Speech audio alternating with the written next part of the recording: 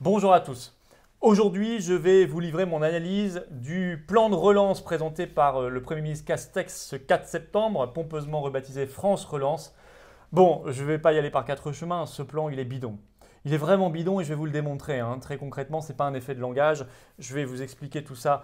C'est sur différents points et structurellement complètement bidon.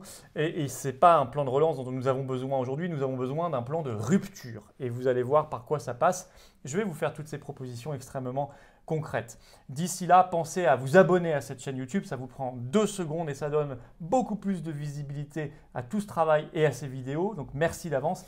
Et puis j'ai besoin de vous, adhérer aux Patriotes. Prenez votre carte orange, votre carte d'adhérent. Il y a un lien pour nous rejoindre en description sous cette vidéo. Et pour adhérer aux Patriotes, vous pouvez également voir en commentaire épinglé. Et puis en toute fin de vidéo, vous pourrez même directement cliquer sur l'écran pour adhérer aux Patriotes, nous rejoindre, rejoindre la formation politique que je préside. Vous le savez, dans la vie politique française, on n'est pas très nombreux à dire avec force, conviction et sincérité ce que nous pensons et ce que nous voulons pour notre beau pays. Merci d'avance, je vous attends. Alors ce plan de relance, présenté donc le 4 septembre par le Premier ministre Castex.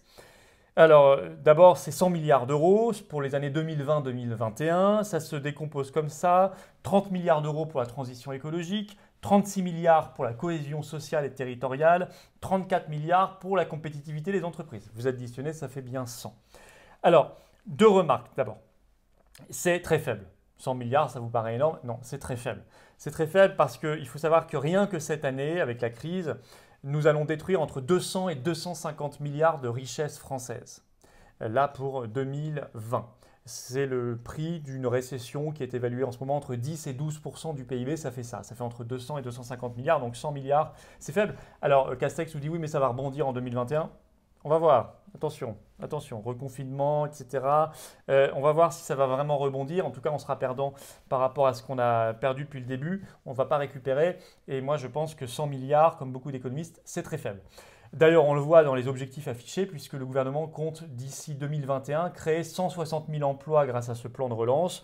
Or, rien que cette année, on sait qu'on va détruire 800 000 emplois. Ça, c'est sûr. C'est-à-dire 5 fois plus que ce qu'ils espèrent créer pour 2020 et 2021. Donc, on voit que ce n'est pas à la hauteur. Par ailleurs, c'est un plan qui est conditionné très largement puisqu'il ne cesse de s'en vanter. Sur les 100 milliards, il y en a 40 milliards qui viennent du fameux plan de relance européen. Vous savez, je vous ai fait des vidéos là-dessus, qui a été décidé à Bruxelles le 21 juillet dernier. Bon, je vous avais expliqué que ces 40 milliards d'euros qui viendraient en France sous forme de subvention, c'est la partie française du plan européen, eh bien, c'était un calcul complètement idiot pour notre pays parce qu'on récupère 40 milliards mais on s'engage sur 100 milliards.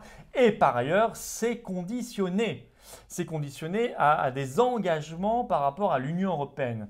Et c'est le jeune secrétaire d'État aux affaires européennes, Clément Beaune, qui a craché le morceau, peut-être malgré lui, dans une interview faite à Ouest France le 2 septembre. Je cite la question du journaliste. Quelle réforme la France s'engage-t-elle à faire contre ces 40 milliards? Et il répond, vous irez voir l'interview, la réforme des retraites. Et ben voilà, je vous ferai bientôt une vidéo sur le grand retour de la réforme des retraites. Vous allez voir que c'est largement lié à des pressions, à des demandes de l'Union européenne. Bon, donc premier gros problème de ce plan, pas suffisant, pas ambitieux et conditionné à de mauvaises réformes imposées par l'Union européenne. Je vais d'abord vous parler de quelques problèmes ponctuels comme ça et ensuite je vous dirai quel est le gros problème structurel de ce plan et donc pourquoi il faut faire un plan de rupture à la place. Bon. Deuxième problème ponctuel, c'est qu'il n'y a rien pour les gens. C'est largement tourné vers des mesures assez banales, quelques plans d'investissement saupoudrés ici et là, des baisses d'impôts de production pour quelques entreprises, etc. Mais je vais y revenir, mais il n'y a rien pour les gens. Sur les petits salaires, sur les petites retraites, rien. Pas une ligne, zéro. Notamment pour ceux qu'on avait appelés pendant le confinement les premiers de corvée. Vous savez, on en avait beaucoup parlé, les pompiers, les caissières, les restaurateurs, les personnels de sécurité, les vendeurs, les vendeuses, les livreurs, les cuisiniers, etc., les manutentionnaires et tant d'autres qui ont fait tourner le pays pendant le confinement. Bon, bah rien, oublié. On leur avait promis des hausses de salaire, des hausses de retraite pour les petits retraités. Rien, nada. Il n'y a rien du tout dans ce plan. Alors par contre, ce qu'on retrouve, c'est 20 milliards sur les 100 milliards qui sont des baisses d'impôts de production, comme on dit, pour des entreprises. Bon, bah, il faut savoir que là aussi, le gouvernement ne fait que obéir aux injonctions de l'Union européenne. Vous irez voir les recommandations de l'Union européenne pour la France qui dataient du 5 juin 2019 et vous trouvez ça, réaliser des baisses d'impôt sur la production. Voilà. Donc, c'était demandé par l'Union européenne, c'est exécuté aujourd'hui. Donc, il y a vraiment pas. C'est comme si c'était rien passé, hein, comme s'il n'y avait pas eu le coronavirus, la crise, etc. Non, ils font qu'obéir, comme ils avaient prévu de le faire de toute façon, à l'Union européenne. Ce sont les fameux GOPE, Grandes Orientations de Politique Économique. Alors, il se trouve que les impôts de production, c'est baisse de 20 milliards. Alors, ça peut être pas mal, notamment pour les TPE-PME. Le seul problème, c'est que Matignon a évalué que 32% bénéficieraient effectivement aux TPE-PME, mais 42% aux ETI, c'est-à-dire les entreprises de taille intermédiaire, qui ont entre 250 et 5000 salariés, mais qui ne représentent que 1,8% des entreprises françaises, et 26% aux grandes entreprises. Donc moi, je trouve que le fait que les TPE-PME, qui représentent 99% des entreprises françaises, l'essentiel de l'emploi en France, ne bénéficient que moins d'un tiers, non que moins d'un tiers de cette baisse, je trouve que ça n'est pas normal. Je trouve qu'elle devrait être priorisée, on devrait mettre le paquet au contraire sur ces TPE-PME. Ça n'est pas le choix qui a été fait.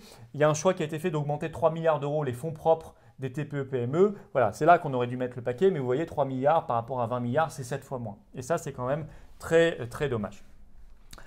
Par ailleurs, il n'y a pas de conditionnalité aux aides, pas de conditionnalité notamment dans les grandes entreprises. On ne leur demande pas en échange de ne pas faire de plans sociaux ou d'embaucher des gens ou d'augmenter les salaires. Non, il n'y a rien du tout qui est demandé. C'est quand même, notamment pour les grandes entreprises, c'est un peu de l'argent, c'est un peu des cadeaux, quoi. Ça, c'est quand même très, très préjudiciable. Troisième problème ponctuel, quatrième même, c'est qu'il n'y a rien pour la défense nationale. Or, on s'y attendait. Et le secteur s'y attendait. Là, il n'y a pas une ligne, il y a 0 € pour la défense nationale.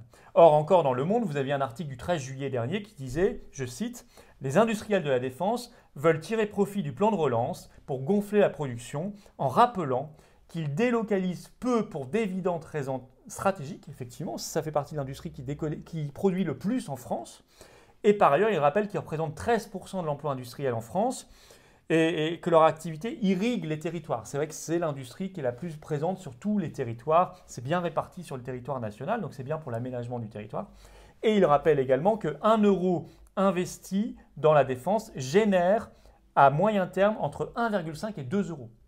Et c'est vrai que je vous l'avais déjà expliqué dans d'autres vidéos, c'est l'investissement dans l'industrie le plus rentable pour l'économie, parce que c'est lui qui ensuite produit le plus d'innovation dans l'industrie civile, dans les inventions et dans la création d'emplois. Donc c'est vraiment dommage d'y mettre 0 €. Je pense que c'est une faute, une véritable faute. Mais c'est vrai que ça ne fait pas partie des demandes de l'Union européenne. Alors voilà, je vous ai montré quelques problèmes ponctuels. Le gros problème de fond de ce plan, et je dis qu'il est bidon, parce qu'il est même dangereux, en gros, puisqu'il n'y a rien pour réindustrialiser la France, pour faire travailler une industrie française avec des travailleurs français en France. C'est ça un vrai plan de relance. C'est ça l'objectif. Il n'y a rien pour ça. Il n'y a pas de patriotisme économique, il n'y a pas de protectionnisme, il n'y a pas de plan de relocalisation, de réindustrialisation. Et pour cause, puisque nous sommes dans l'Union européenne, eh bien, en fait, c'est un plan qui concrètement va se traduire par mettre de l'argent, qui va se traduire par plus d'importations. On va faire travailler à l'étranger et on va faire travailler à l'étranger. On va acheter des produits étrangers en France avec ces 100 milliards, puisqu'on ne va pas réindustrialiser la France. On va faire travailler en France sur des marchés publics des entreprises étrangères, puisque je vous ai déjà expliqué dans d'autres vidéos que sur les marchés publics français, on n'a pas le droit à cause du droit européen de donner la priorité aux entreprises françaises. Et cerise sur le gâteau, troisième effet pervers, on va faire venir encore plus de travailleurs détachés étrangers, notamment d'Europe de l'Est, pour faire tout ce boulot. Voilà. Donc en fait, il n'y a pas grand-chose qui va bénéficier à la production française, aux travailleurs français et aux entreprises françaises. C'est bien le problème. En gros, pour caricaturer un peu, mais je ne suis pas loin de la réalité, dans ce plan, c'est 100 milliards d'euros qui vont servir à des importations venues d'Allemagne ou de Chine, et pour faire travailler en France des travailleurs polonais détachés. Voilà en gros ce qui risque d'arriver pour une très grande partie de ces 100 milliards d'euros. On pourrait éviter ça, mais ça suppose un plan de rupture. Je vais vous le dire juste après. Et ça, vous allez voir que cette dérive, elle va être très forte, notamment concernant les 30 milliards consacrés à la transition écologique sur ces 100 milliards. Effectivement, il s'agit de lutter, vous savez, contre les passoires thermiques. Alors, il y a 30 milliards pour la transition écologique. Or, il faut savoir que dans ce secteur-là, tant que vous n'avez pas de producteurs français, en fait, ça va se traduire par plus d'importations, tout simplement, et c'est de l'argent qui va partir à l'étranger. Je vous prends des exemples très concrets. Dans les matériaux isolants, il faut savoir qu'il y a deux grands acteurs. D'abord, ce sont surtout des grandes entreprises. Ça va très peu bénéficier aux petites entreprises, ça. Ça va bénéficier à deux grands acteurs. Il y a Saint-Gobain, alors certes française, mais détenue à 65% aujourd'hui par des capitaux étrangers. et parce qu'il n'y a pas eu de plan stratégique français pour que ça reste français. Donc aujourd'hui, malheureusement, c'est à 65% étranger. Et puis le deuxième grand acteur, c'est Knopf, qui est une grande entreprise familiale allemande. Donc l'argent, il va beaucoup partir là-bas. Et par ailleurs, vous savez que dans ces matériaux isolants, il y a les fenêtres. Alors les profilés PVC et aluminium, à 90%, ils sont allemands. Donc on va faire travailler l'Allemagne. Et ils sont assemblés aujourd'hui à 70% en Pologne. Donc on va faire travailler les Polonais en Pologne. Et ils sont posés en France essentiellement par des travailleurs détachés étrangers. Vous voyez? Donc quand on fait juste un plan de relance, on met juste de l'argent comme ça, mais sans vision, sans réindustrialisation, sans rien, sans patriotisme économique, vous faites travailler essentiellement la demande étrangère et des travailleurs détachés étrangers en France. Voilà. Et d'ailleurs, Castex qui était sur RTL ce 4 septembre le matin, il y a un maire, un auditeur, un maire d'une petite commune rurale du Finistère qui l'a appelé en disant « Moi, monsieur le Premier ministre, dans ce plan de relance, je voudrais comme maire pouvoir, dans mes marchés publics de la commune, faire travailler les circuits courts, la demande locale, mes éleveurs locaux. » Et Castex a dit « Moi, je suis d'accord avec vous, mais pour ça, il faut qu'on réforme le code des marchés publics et la commande publique pour favoriser les circuits courts. » Et ça, c'est un engagement verbal, c'est une promesse en l'air de Castex parce que je vous ai expliqué qu'il ne pourra pas réformer le code des marchés publics parce que c'est largement dominé par les règles de l'Union européenne, la jurisprudence des juges européens et donc des juges français qui interdisent toute préférence locale ou nationale dans les marchés publics. Vous voyez le problème. Par ailleurs, il y a 4 sur ces 30 milliards de transition écologique. Bon, il y a 2 milliards pour l'investissement dans l'hydrogène décarboné, c'est bien. C'est pas beaucoup, mais c'est plutôt bien. Et il y a 4,7 milliards pour le rail. Ils veulent de nouveau les trains de nuit, ils veulent de nouveau le fret ferroviaire. Bon, très bien, moi je suis pour. Le problème, c'est que ça fait des années que je tire la sonnette d'alarme en disant du fait qu'on libéralise à cause des directives européennes, vous tuez le fret ferroviaire, vous tuez le train de nuit, c'est ce qu'on a fait. Là, ils veulent faire un peu machine arrière, mais ça ne marchera pas. Ça ne marchera pas parce qu'ils ne remettent pas en cause les directives européennes de libéralisation qui continuent de s'appliquer. Donc ça risque d'être de l'argent un peu jeté par la fenêtre. Vous voyez les problèmes structurels de ce plan de relance que je juge donc bidon. En fait, il ne faut pas un plan de relance aujourd'hui. Il faut un plan de rupture, un programme de salut public pour que ça profite à la production française en France avec des entreprises françaises, prioritairement des TPE et des PME et des travailleurs français. Et que ça bénéficie à l'avenir, à l'innovation, et donc qu'on se projette dans l'avenir. Voilà, c'est ça un vrai plan de rupture. Ça passe par le fait d'être un pays souverain, d'être capable de se protéger de la concurrence internationale déloyale, de faire du patriotisme économique, d'aider les petits par rapport aux gros, et d'avoir une vision stratégique nationale sur l'avenir. C'est ça. Donc ça suppose d'avoir une monnaie nationale. Évidemment, pour notre compétitivité et notre indépendance. Alors oui, effectivement, sortir de l'euro et donc sortir de l'Union européenne, faire le Frexit. Ça suppose une vraie réforme, je vous le disais, des marchés publics pour donner une vraie priorité aux entreprises françaises et notamment aux petites entreprises françaises. Vous savez, les Turcs, les Indiens, les Chinois et tant d'autres pays dans le monde, ils réservent à 100% leur marché public aux entreprises nationales. Voilà. Il n'y a vraiment que s'ils n'ont pas le produit chez eux on peut faire appel à une entreprise étrangère. Mais pour les pays qui font ça, nous, on devrait appliquer la réciprocité. Sauf que le droit européen nous l'interdit. Ça, il faut le faire. Mais ça suppose aussi de sortir de l'Union européenne, le Frexit. Il faut aider les petits par rapport aux gros. Il faut aider les créateurs, il faut aider les innovateurs, il faut aider les inventeurs. Et ça, c'est très important. Il faut avoir une politique commerciale souveraine, faire du protectionnisme quand c'est nécessaire.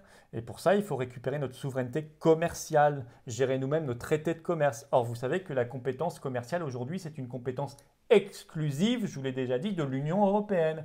Et c'est écrit dans les traités. Donc, il faut récupérer ça. Ça suppose aussi le Frexit. Il faut investir dans l'avenir. Il faut avoir un ministère de l'industrie, un vrai gros ministère de l'industrie, habile, stratège, innovant. Et ça suppose aussi d'être un pays souverain, d'avoir une vision d'avenir. Quels sont les secteurs d'avenir où on doit être présent? Pour ça, il faut financer. Il faut donc avoir un circuit bancaire qu'on maîtrise. Il faut une banque centrale nationale. Ça sera la Banque de France qui puisse financer directement l'État. Ça suppose de rompre avec la loi de 1973 en France et le traité de Maastricht. Et ça suppose de nationaliser nos banques. Ça suppose de séparer par la loi nos banques de dépôt et nos banques d'affaires. Ça, c'est un plan de rupture et vous voyez que rien de tout ça n'est compatible avec notre appartenance à l'Union européenne et à l'euro qu'il faut donc quitter.